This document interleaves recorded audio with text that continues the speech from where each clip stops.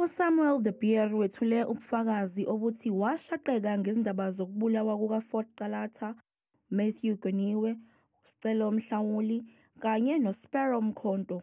Uthi lezi ndaba zeza emva kokuthi uGoniwe wabuyiselwa esikhundleni sobuthishanhloko. During this meeting, all persons present agreed that Mr. Goniwe should be reinstated in his post in Cradock. I am not sure of the dates of these meetings, but as far as I can remember, it was a week or two before the killing of the Cradock Four.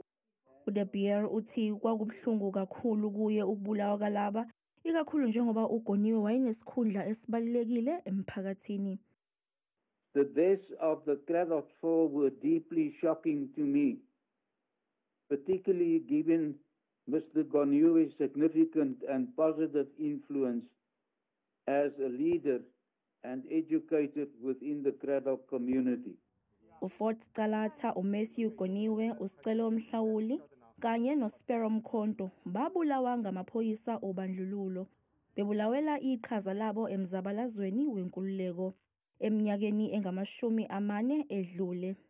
Babebuya emhlanganweni we-UDF eBhayi e-Eastern Cape. Isigcawu siyaqhubeka.